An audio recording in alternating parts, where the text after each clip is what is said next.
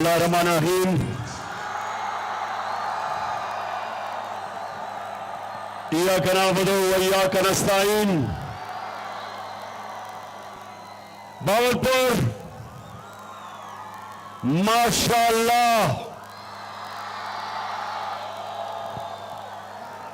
मैंने जब हेलीकॉप्टर से ऊपर से ये आपकी ग्राउंड देखी तो मैंने ऑन पप्पी को कहा कि ये जो सामने आपने जगह खाली की हुई है इसमें ख्वातीन को आने दे, वो शुक्र है वो आई गई है। और माशाअल्लाह मुझे जो खुशी है और मैं अल्लाह का खास शुक्र अदा करता हूं कि उसने मेरी कौम को जगा दिया। मेरी कौम एक जिंदा कौम बन चुकी है। अल्लाह ने मेरी कौम को शऊर दे दिया है, बेदार कर दिया है। और ये वो कौम अब वो बनने जा रही है इंशाअल्लाह जो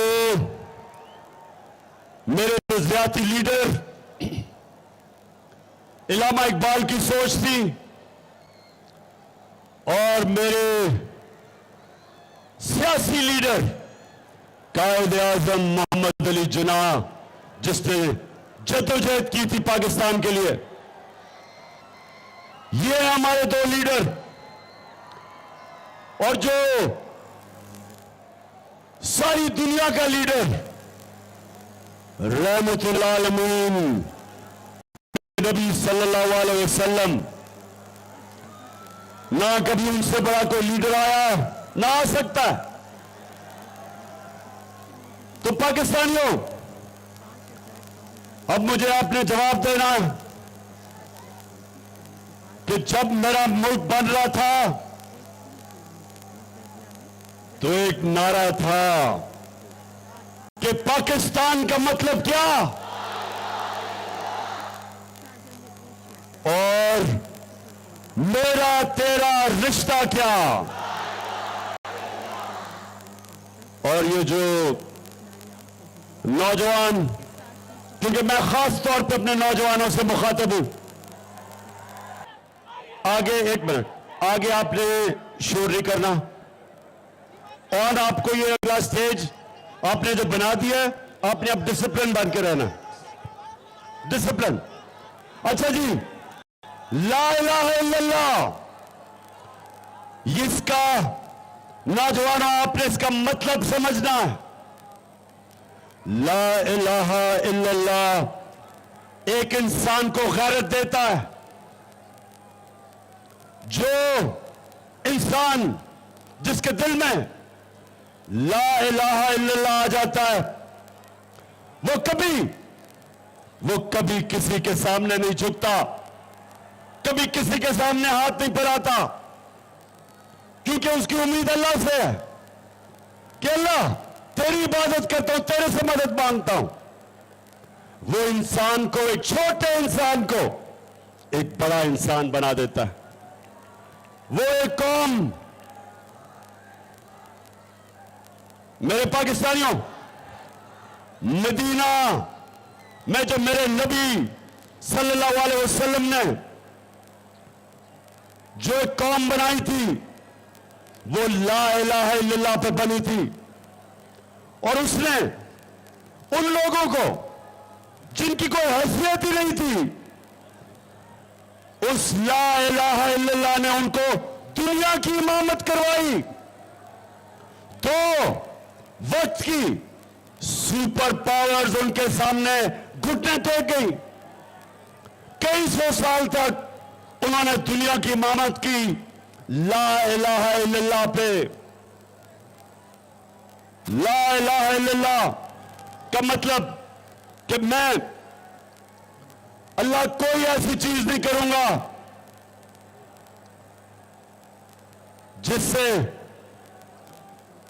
जिससे मेरा ज़मीर, मैं अपने ज़मीर को बेचूं। कोई ऐसी चीज नहीं करूंगा। जो ला इलाहा इल्लल्लाह समझ जाता है, बावलपुर वो कभी लोटा नहीं बन सकता।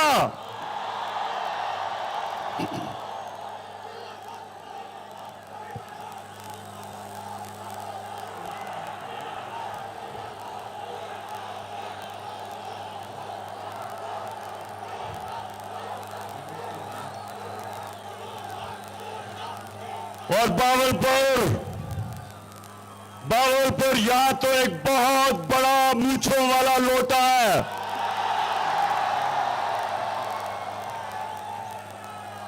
3.5 साल हुकूमत में बैठ के अयाशी करता है और फिर लोटे का मुंह उधर चला जाता है। तो बावलपुर मेरे से वादा करना, सामने चुप, शोर ना करो। मेरे से वादा करो कि आपने इस लोटे को किसी सूरत जीतने नहीं देना।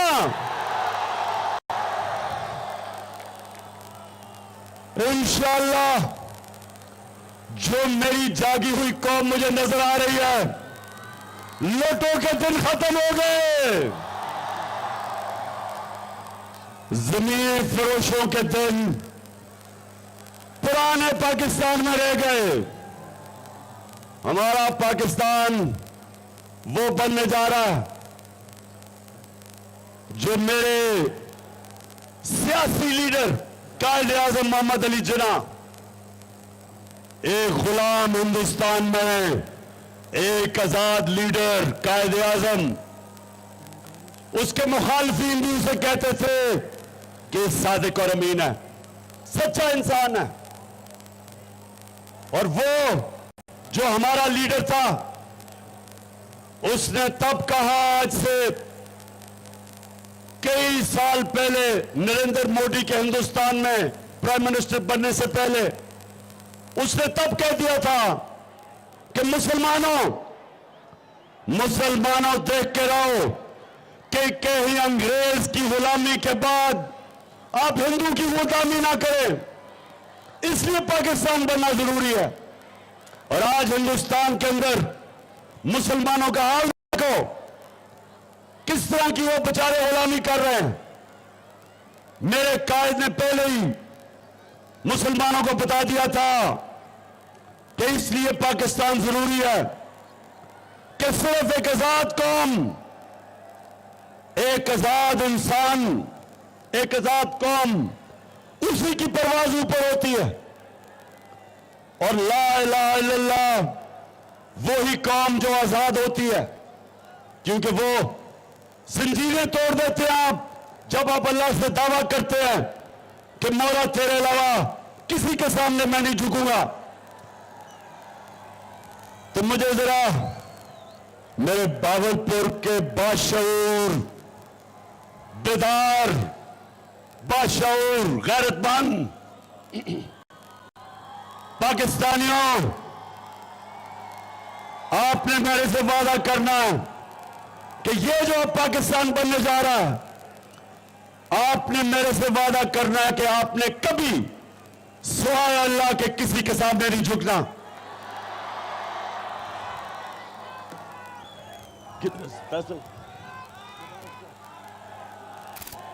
आपने कभी इस तरह के लीडर के साथ नहीं जाना जो ये कहे, दिखाओ जरा,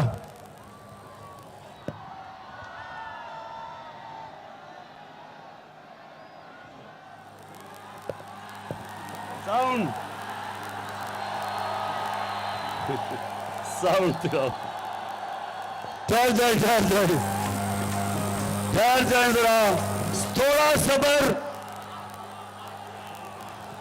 अभी आपको पता चलेगा कि चेरी ब्लॉसम बूट पॉलिश क्या होती है। चलाओ भी।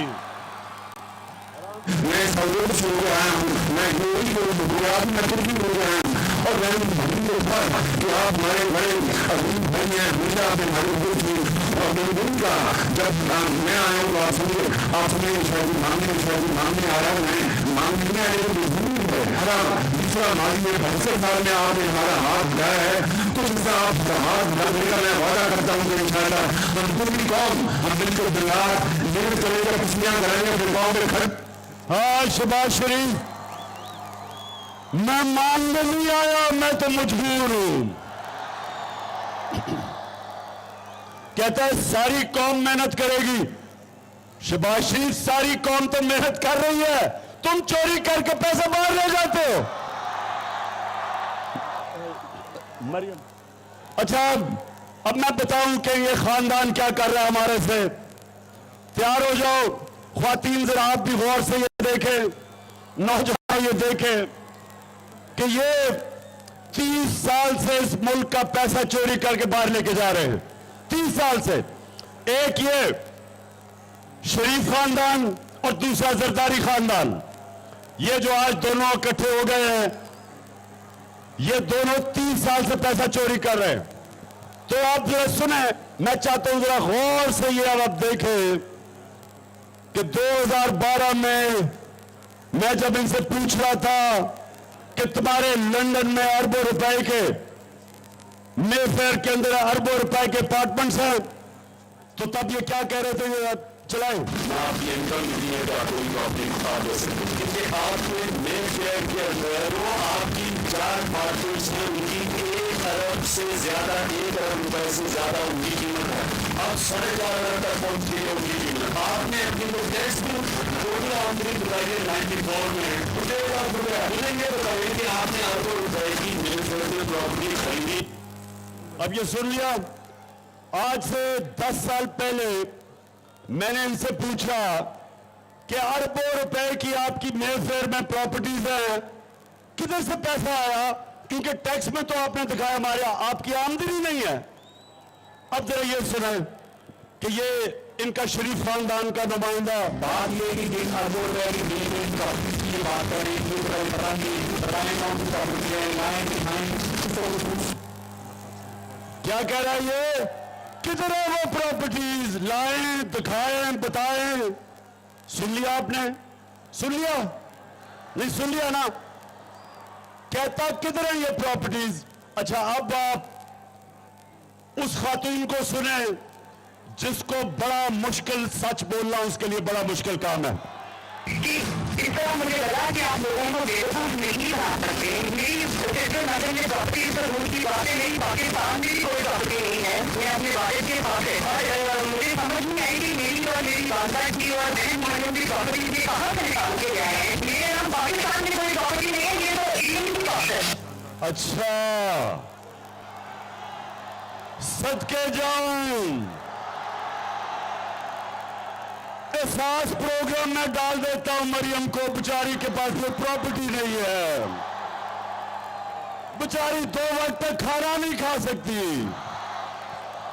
लेकिन अल्लाह अल-हक है, सच का खुदा है। अब ये 10 साल पहले थी, इनको ये नहीं पता था कि अल्लाह का काम ये है कि सच सामने ले आता है तो एक इंटरनेशनल इंकशाफ हो जाता है। पैनमा पेपर्स के नाम पे दुनिया में बड़े बड़े सियासतदानों का इंकशाफ हो जाता है, उनकी प्रॉपर्टीज पकड़ी जाती है। जरा ये आप बताओ।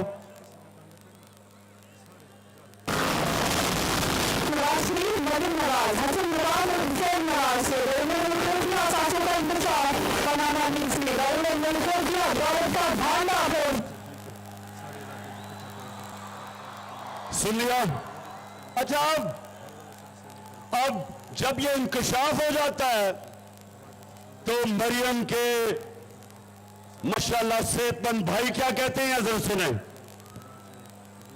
मैं इस बात को तस्लीम करता हूँ कि अल्हम्दुलिल्लाह बाद में जो आदमी हैं वो अल्हम्दुलिल्लाह हमारी, मैं इस बात को तस्लीम करता हूँ कि उनको ऑफशोर कंपनीज नेस्को लिमिटेड बंदूसर लिमिटेड मैंने उनको ओन कर दी है और मैं आपको ये भी अर्ज करता हूँ उनको ओन करनी इस वक्त नई नवाज शरीफ में मुमकिन लग रहा है।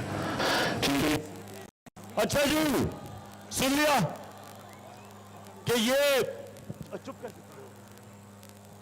सुन लिया आपने, सुन लिया कि अल्हम्दुलिल्लाह प्रॉपर्टीज हमारी हैं, जो पहले कह रहे थे हमारी नहीं है। मरियम बेचारी तो कह रही मैं तो पाकिस्तान छोड़े, दुनिया में मेरे पास कुछ नहीं है। अब पता चला कि अरबों रुपए के, करोड़ों नहीं, अरबों रुपए के लंदन के सबसे महंगे इलाके में 4 बड़े बड़े महलात वो जनाब मरियम नवाज के थे। अब मरियम के पास तो पैसा नहीं है, मरियम के पास तो पैसा नहीं, उसकी तो कोई आमदनी नहीं। तो ये पैसा किधर से आया? भागलपुर। ये पैसा आपका था। मैं फिर से बता दूं, माशाअल्लाह इतनी तादाद में आज हमारी ख्वातीन आई हैं, माशाअल्लाह। अब मैं पूछता हूं आपसे कि करप्शन में और चोरी में क्या फर्क है? चोरी और करप्शन में क्या फर्क है? चोरी होती है जब कोई आपके घर में डाका मारे, आपकी चीजें चोरी कर ले, कोई आपकी जेब कुतरी से टेलीफोन निकाल ले, ये चोरी होती है। करप्शन वो होती है जब कौम का पैसा चोरी किया जाता है। चोरी से मुल्क नहीं तबाह होते। जब हुक्मरान, वजीर आजम, सदर, जब वो पैसा चोरी करते हैं, मुल्क तबाह हो जाते हैं। आज जितने भी मुल्क गरीब है, जितने मुल्कों में गुर्बत है, वहां इसलिए गुर्बत नहीं कि वसाइल की कमी है, गुर्बत इसलिए कि उनके साहिब इख्तिदार पैसा चोरी करके मुल्क से बाहर पैसा लेके जा रहे हैं, जिस तरह ये शरीफ है और सरदारी है। तो पाकिस्तानियों, मैं जो आज आपके पास आया हूं, मैं आपको तैयार करवा रहा हूं हकीकी आजादी की तहरीक के लिए। आप सबको तैयार करवा रहा हूं कि हमने अपने आप को इन चोरों से आजाद करना है। दो तरह एक मुल्क में तब्दीली आती है। एक, और तब्दीली का मतलब यह कि साहिब इख्तिदार, रूलिंग एलीट जो मुल्क के ऊपर कब्जा करके बैठी होती है, उसको हटाते दो तरह हैं। या इमाम खुमैनी जैसा खूनी इनकलाब आता है, और या बैलेट के जरिए, इलेक्शन के जरिए एक कौम अपने साहिब इख्तिदार जो पंजे गाड़ के बैठे होते हैं, उनको उठा के बाहर फेंकती है। तो हमारे सामने दो रास्ते हैं, और मैं आज पीडीएम तीन शक्लें, 3 स्टूडेंट्स, सबसे खौफनाक शक्ल और मुल्क की बड़ी बीमारी आसिफ जरदारी, एक ये।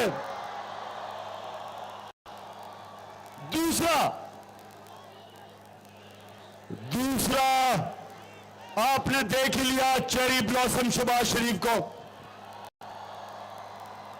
जूते देखते पॉलिश शुरू कर देता है,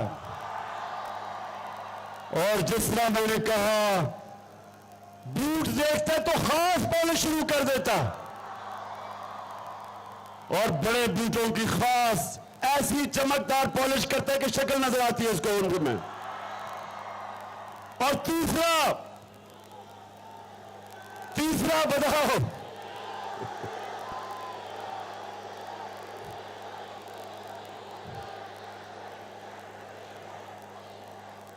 डीजल का काम क्या है कि इस्लाम को इस्तेमाल करो अपनी सियासत चमकाने के लिए और पैसा बनाने के लिए। नाम लो अल्लाह का, और डीजल के फॉर्मेट में अपने जमीर को बेच दो। ये तीन शक्लें, ये तीन स्टूडेंट्स ने पूरी मिलके, अंदरूनी और बैरूनी ताकतों से मिलके इन्होंने साजिश करके हमारी हुकूमत हराई। तो पाकिस्तानियों, तब भावलपुर के बाशऊर लोगों सुनो, जब इन्होंने हमारी हुकूमत गिराई तो पाकिस्तान 17 साल के बाद सबसे बेहतरीन हमारी मायशत तरक्की कर रही थी। 5.6% तीसरे साल और 6% चौथे साल। ये 17 साल के बाद, एक मिनट, ये कौम हमारी मायशत तरक्की कर रही थी कोरोना के बावजूद जो दुनिया में इतना बड़ा बुरहान आया था। हमारी किसान, आप किसानों से पूछे, जो हमारे पिछले 2 साल किसानों को जो पैसा मिला, शायद ही पाकिस्तान की तारीख में इतना ज्यादा पैसा किसानों के पास गया हो। हमारा जो टैक्स इकट्ठा कर रहे थे, पाकिस्तान की तारीख में रिकॉर्ड टैक्स इकट्ठा किया, जिसकी वजह से मैंने पेट्रोल की और फजल रहमान की कीमत नीचे रखी। हमारे जमाने में डॉलर, हमारे जमाने में तेल 103 से 115 डॉलर पर बिका आलमी मंडी में। फिर से सुन लो नौजवानों, ये नोट करो ख्वातीन, कि हमारा जब दौर था तो तेल आलमी मंडी में 115 रुपए से 103 रुपए पे गया, और हमने पेट्रोल की कीमत 150 रुपए लीटर रखी। फजल रहमान की कीमत 145 रुपए लीटर रखी। आज 96 डॉलर का आलमी मार्केट में पेट्रोल बिक रहा है, सस्ता हो गया। और आज पेट्रोल 236 रुपए लीटर, डीजल उससे भी महंगा।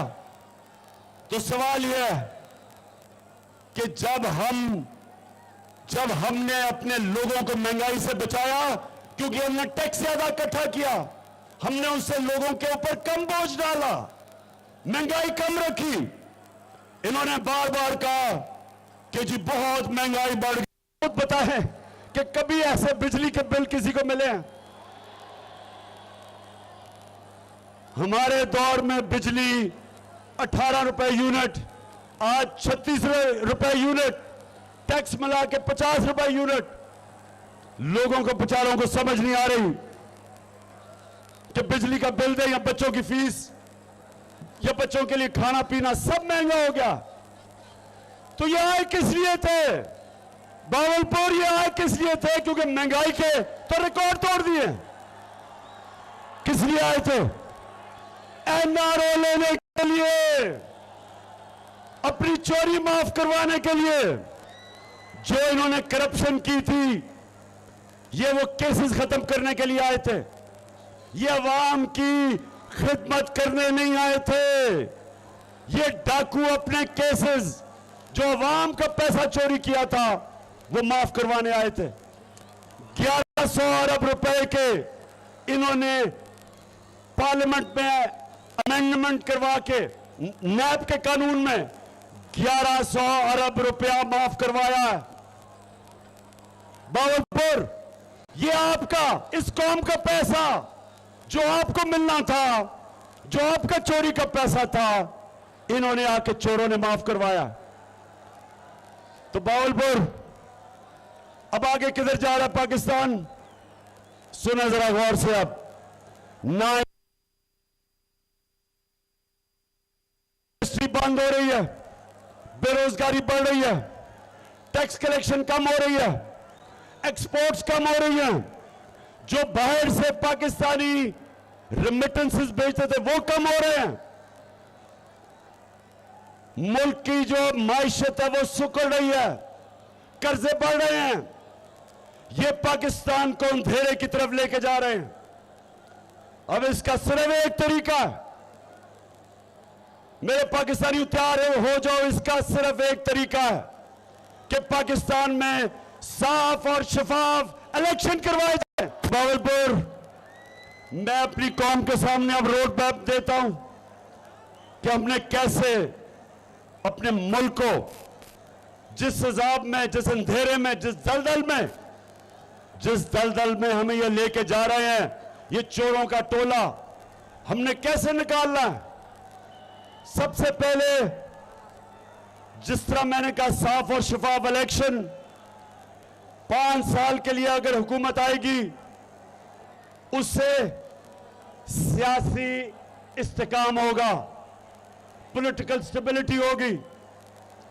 पॉलिटिकल स्टेबिलिटी के बगैर माशी इस्तेकाम नहीं आ सकता, इकोनॉमिक स्टेबिलिटी नहीं आ सकती, हमारी माशत नहीं ठीक हो सकती।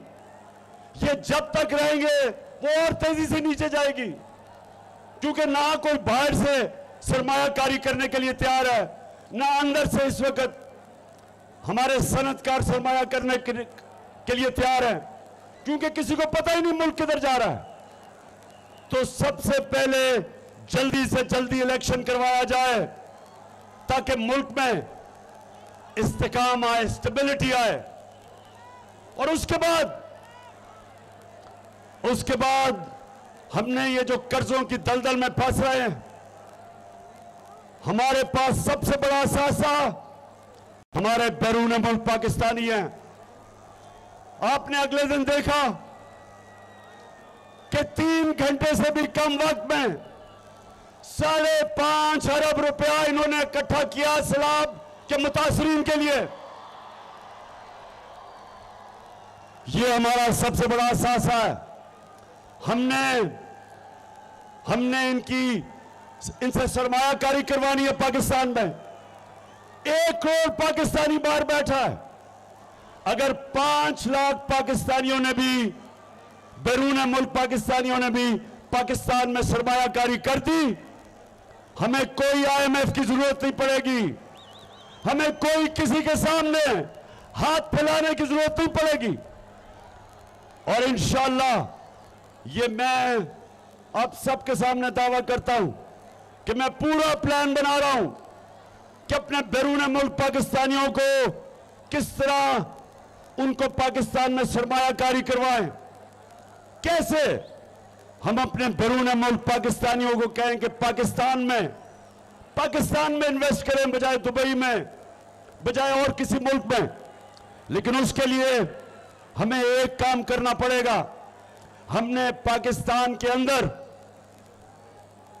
कानून की हुक्मरानी कायम करनी पड़ेगी, रूल ऑफ लॉ कायम करना पड़ेगा। तो मैंने बावलपुर, मैं ये बैरून मुल्क पाकिस्तानियों को सबसे ज्यादा जानता हूं। ये तब पाकिस्तान में अपना पैसा लेके आएंगे जब इनको पाकिस्तान के इंसाफ के निजाम के ऊपर इत्मीनान होगा। तो हमारी जंग सबसे पहले इस मुल्क को इस दलदल से निकालने के लिए हमें इस मुल्क में इंसाफ कायम करना पड़ेगा। और इंसाफ तब कायम होगा जब ये बड़े बड़े डाकुओं को कानून के नीचे लेके आएंगे। जब ये जो कहते हैं कि मेरी लंदन तो छोड़ो, पाकिस्तान में भी प्रॉपर्टी नहीं है, इन लोगों ने जो पैसा लूटा है मुल्क से, जब तक इनका एहतसाब नहीं होगा, जब तक ताकतवर के लिए एक कानून, ताकतवर डाके मारे तो NRO, और छोटा चोर जब तक जेल में जाएगा और बड़े डाकू को हमारा इंसाफ का निजाम नहीं पकड़ेगा, या कानून की हुक्मरानी नहीं होगी बल्कि ताकत की हुक्मरानी होगी। और ताकत की हुक्मरानी जंगल में होती है, जंगल का कानून है। कोई माशरा तरक्की नहीं कर सकता जब तक उधर रूल ऑफ लॉ नहीं होता, जिधर इंसाफ नहीं होता। उठा के देखें दुनिया के मुल्क, जिस मुल्क में इंसाफ का निजाम बेहतर है वहां खुशहाली ज्यादा है। स्विट्जरलैंड एक छोटा सा मुल्क है। हमारा जो नॉर्दर्न एरियाज गिलगित बल्तिस्तान वो दुगना साइज है स्विट्जरलैंड का और ज्यादा खूबसूरत है, लेकिन छोटा सा स्विट्जरलैंड दुनिया का खुशहाल तरीन मुल्क है, क्योंकि दुनिया में सबसे ज्यादा इंसाफ यानी कि कानून की हुक्मरानी स्विट्जरलैंड में है। कोई ताकत से ताकतवर इंसान कानून के नीचे है। जब इंसाफ होता है, खुशहाली आती है।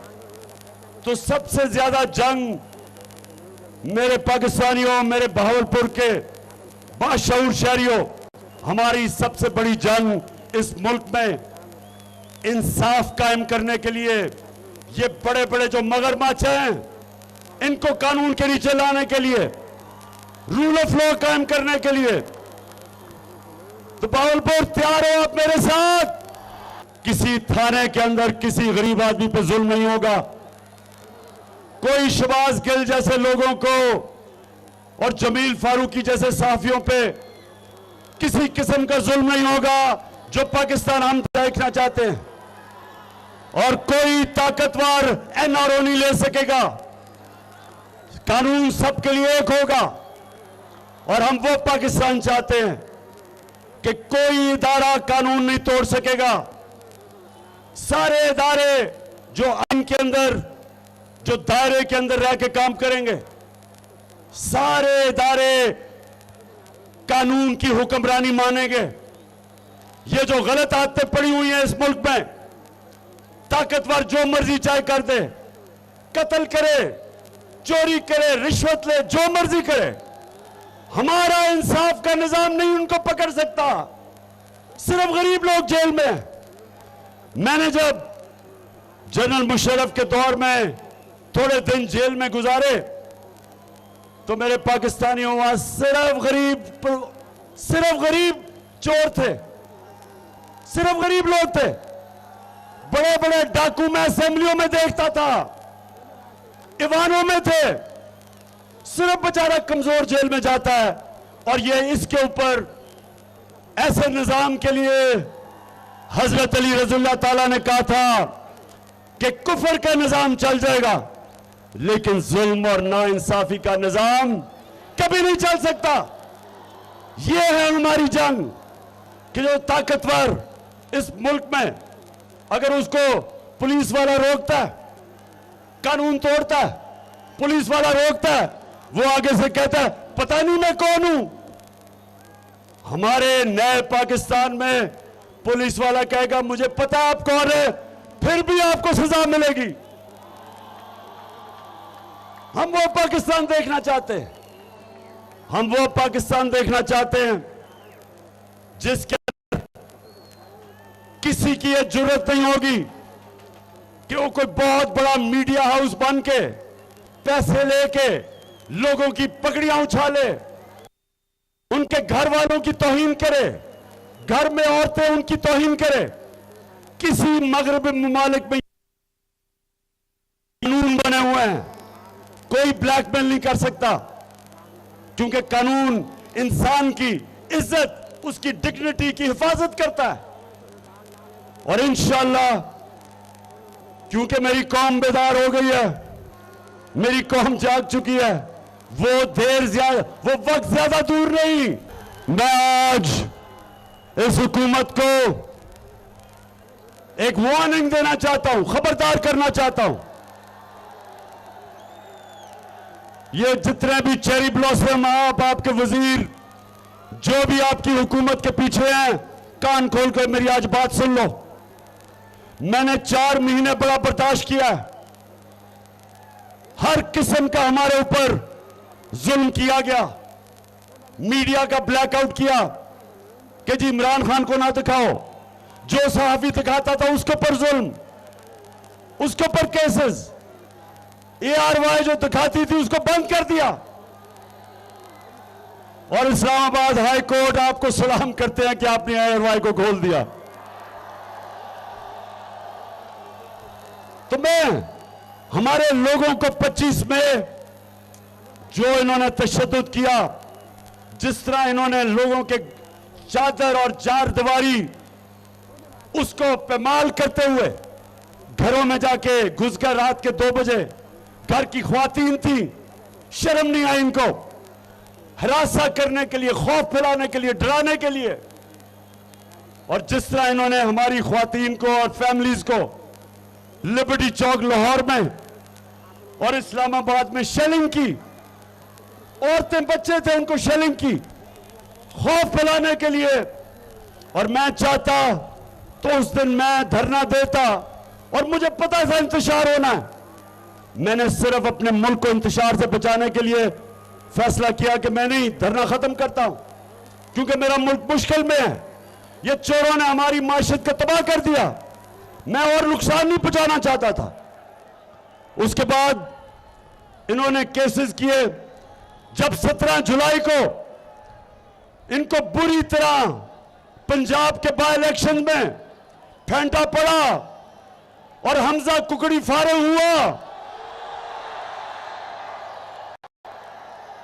तो इन्होंने और केसेस बना दिए। मेरे ऊपर दहशतगर्दी का केस, मेरे ऊपर दहशतगर्दी का केस। और वो केस क्या है कि मैं कह रहा हूं कि शहबाज गिल पे जिन्होंने भी वो जुल्म होने दिया उनके ऊपर कानूनी कार्रवाई करूंगा। दहशतगर्द बना दिया, खौफ फैलाने के लिए, डराने के लिए। देखो शहबाज शरीफ, चेरी ब्लॉसम, तुम्हारी गवर्नमेंट सुन लो, जो भी तुम्हारे पीछे सुन लो, ये कौम मुझे 50 साल से जानती है, क्रिकेट के दिनों से मुझे जानती है। एक चीज ये कौम जानती है कि जितना आप मुझे डराने की कोशिश करोगे, जितना तुम मुझे दबाने की कोशिश करोगे, उतना और मैं मुकाबला करूंगा। पाकिस्तानी कौम मेरे साथ खड़ी है, कराची से लेके ऊपर गिलगित बल्तिस्तान तक, खैबर पख्तूनख्वा। मैं अभी आपको बलूचिस्तान में भी साबित करूंगा कौम मेरे साथ है। अभी मैं सिंध में जा रहा हूं और इंशाल्लाह साबित करूंगा कि सिंध की अवाम भी ये जरदारी माफिया को शिकस्त देने के लिए सब मेरे साथ है, साबित करूंगा मैं। तो मैं चेरी ब्लॉसम सुन लो गौर से, ये जो हरबे इस्तेमाल कर रहे हो मेरे खिलाफ, मेरे लोगों के खिलाफ, ये जो आप समझ रहे हैं कि आपकी वजह से हम घबरा के पीछे हट जाएंगे, मैं आज आपको पैगाम देना चाहता हूं कि मैं सिर्फ अपने मुल्क की खातिर मैं कोई वो हरकत नहीं कर रहा जिससे मेरे मुल्क को नुकसान हो। लेकिन मेरी अगर आपने दीवार के साथ मेरी कमर लगा दी तो याद रखें कि मैं कॉर्नर टाइगर बन सकता हूं। एक कॉल दूंगा, एक कॉल, और इस्लामाबाद में तुम्हें छुपने की जगह नहीं मिलेगी। और मैं करीब पहुंचता जा रहा हूं उस कॉल के लिए। तो मैं आज आपको बड़ा अपने मुल्क का सोचते हुए मैं आज आपको पैगाम देना चाहता हूं कि अभी भी वक्त है, साफ और शफाफ इलेक्शन करवाओ, अपने आप को भी बचाओ और मेरे मुल्क को भी बचाओ। मैं आज राजनपुर डिस्ट्रिक्ट में फिरा, मैंने जितना भी अल्लाह की तरफ से इम्तिहान में हमारे लोग सारा राजनपुर और डीजी खान के इलाके में मुश्किल वक्त में बेचारे हमारे सैलाब के मुतासरीन हैं। तो मैं आज अपनी सारी कौम को कहता हूं कि ये हमारा फर्ज है, ये अल्लाह का हुक्म है कि जब हमारे इंसान मुश्किल में हो तो हम सब पे फर्ज हो जाता है हम उनकी मदद करें। इंशाअल्लाह मैं अपने लोगों के लिए, मुतासरीन के लिए, सारे पाकिस्तान में, बलूचिस्तान, सिंध, पंजाब, पख्तूनख्वा, गिलगित बल्तिस्तान और आजाद कश्मीर, इंशाअल्लाह इन सब के लिए मैं पैसे इकट्ठे करूंगा।